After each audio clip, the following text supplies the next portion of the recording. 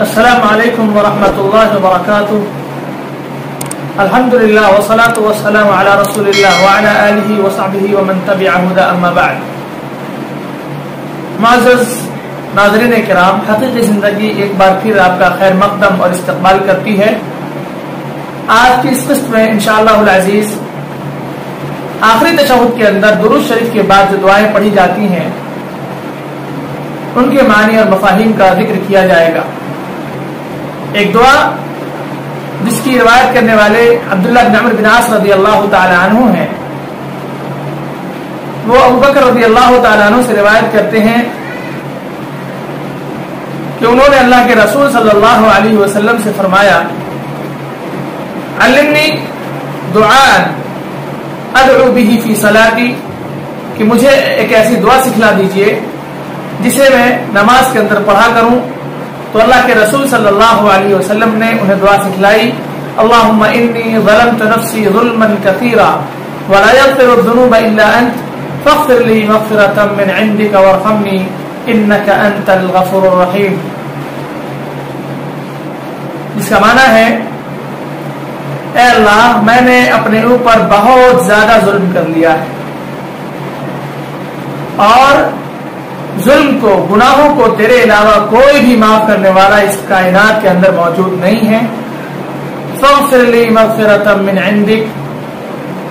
وارحمنی،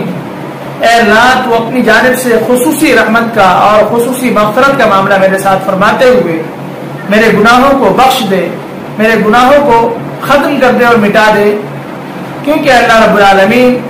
تو بہت زیادہ گناہوں کو معاف کرنے والا اور بہت زیادہ رحم کرنے والا ہے. اس حدیث کو امام بخاری رحمہ اللہ نے صحیح بخاری کے اندر حدیث نمبر 834 کے تحت ذکر کیا ہے. اس دعا کے اندر ہم نے دیکھا کہ اللہ کے رسول صلی اللہ علیہ وسلم نے ابوبکر صدیق رضی اللہ تعالی عنہ کو یہ بتلایا اور انہیں یہ احساس دلایا کہ آپ بھلے ہی نبی کریم صلی اللہ علیہ وسلم کے بعد اس دنیا کے سب سے بڑے انسان ہیں، سب سے بڑی ہستی آپ ہیں، اس کے باوجود اللہ رب العالمین سے ہمیشہ خوف کھاتے رہیے، اپنے اوپر ظلم کرنے سے خود کو بچاتے رہیے، اور جو بھی گناہ ہو جائے اس کو محسوس کر کے اس گناہ کی وجہ سے اپنے اندر بے چینی پیدا کیجیے، گڑ گڑاتے ہوئے دعا کیجیے کہ اللہ، میں نے اپنے اوپر بہت بڑا ظلم کیا ہے، بہت زیادہ ظلم کیا ہے، اور گناہوں کو تو ہی معاف کرنے والا ہے. اللہ کے رسول صلی اللہ علیہ وسلم نے یہ دعا اس ہستی کو سکھلائی جو نبی کریم صلی اللہ علیہ وسلم کے بعد اس کائنات میں سب سے عظیم اور سب سے بڑی ہستی ہے. لہذا ہم سبوں کی بنیادی ذمہ داری ہے کہ اپنے گناہوں کو محسوس کریں، اپنے گناہوں کو اپنے اندر یاد کریں، اور پھر اللہ رب العالمین سے ان گناہوں پر معافی طلب کریں تاکہ اللہ رب العالمین ہمارے گناہوں کو معاف فرما دے. ایک دوسری حدیث جس کی روایت کرنے والے عائشہ صدیقہ رضی اللہ تعالی عنہ ہیں، انہوں نے بتایا کہ اللہ کے رسول صلی اللہ علیہ وسلم اپنی نمازوں میں یہ دعا پڑھا کرتے تھے، اللہم انی اعوذ بک من عذاب القبر، اے اللہ میں تیری پناہ چاہتا ہوں قبر کے عذاب سے، واعوذ بک من فتنۃ المسیح الدجال، اور میں تیری پناہ چاہتا ہوں دجال کے فتنے سے، واعوذ بک من فتنۃ المحیا والممات، اور میں تیری پناہ چاہتا ہوں زندگی اور موت کے فتنے سے، اللہم انی اعوذ بک من المأثم والمغرم، اور اے اللہ رب العالمین میں تیری پناہ چاہتا ہوں گناہوں سے اور قرض کے بوجھ سے.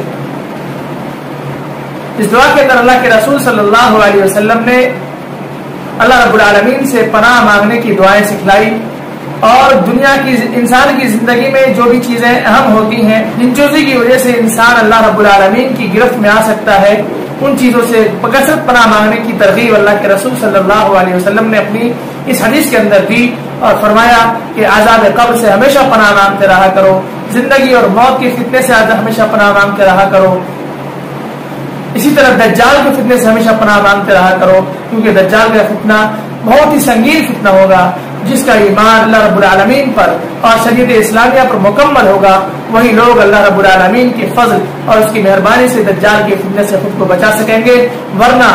کمزور ایمان والے لوگ منافق قسم کے لوگ اور کفار دجال کے فتنے میں پڑھ کر اپنے لیے جہنم کو تیار کر لیں گے اور جہنم میں اپنے داخلے کو یقینی بنا لیں گے۔ اسی طرح اللہ کے رسول صلی اللہ علیہ وسلم نے گناہ اور قرض کے بوجھ سے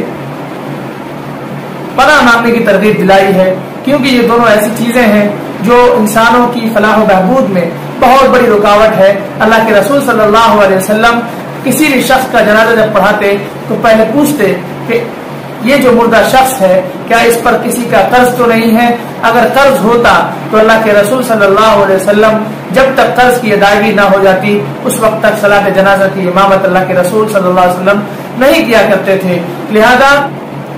اس سے قرض کی سنگینی کا علم ہوتا ہے۔ اللہ رب العالمین سے ہمیشہ اس چیز کی پناہ طلب کرتے رہنی چاہیے، اور جس کے اوپر جتنا بھی جس قدر قرض ہے انہیں جتنا جلدی ہو سکے اس کی ادائیگی کے لیے کوشاں اور تیار رہنا چاہیے، کیونکہ اس کی زندگی کب ختم ہو جائے کسی کو پتہ نہیں۔ قرض میں ٹال مٹول کرنا یہ بھی ایک خطرناک گناہ ہے۔ لہذا اللہ کے رسول صلی اللہ علیہ وسلم کی حدیث کی روشنی میں خود کو قرض سے بچائیے اور قرض کے بوجھ تلے دبنے سے اللہ رب العالمین کی پناہ بھی طلب کیجیے۔ اللہ تعالیٰ کہنے سننے سے زیادہ عمل کی توفیق دے۔ ایک تیسرے دعا جس کو روایت کرنے والے مصعب بن سعد ہیں، وہ اپنے والد گرامی سے روایت کرتے ہیں کہ انہوں نے کہا تعوذوا بکلمات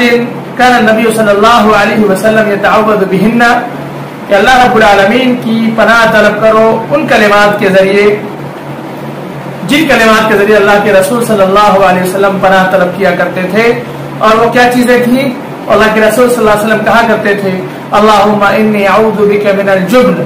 واعوذ بک من البخل واعوذ بک من ان ارد الى ارذل العمر واعوذ بک من فتنة الدنیا وعذاب القبر۔ یہ حدیث بھی بخاری کے اندر موجود ہے، حدیث نمبر ہے 6374۔ اس حدیث کے اندر اللہ کے رسول صلی اللہ علیہ وسلم نے ہمیں 5 چیزوں سے پناہ طلب کرنے کی دعا سکھلائی ہے، اور وہ ہے، ایک ہے بزدلی، دوسرا ہے بخیلی، اور تیسرا ہے ارذل عمر سے پناہ۔ ارذل عمر سے مراد محتاجگی کی زندگی سے پناہ، یعنی انسان کی زندگی اس عمر میں داخل ہو جائے جہاں انسان کھانے پینے سے لے کر قضاء حاجات سے لے کر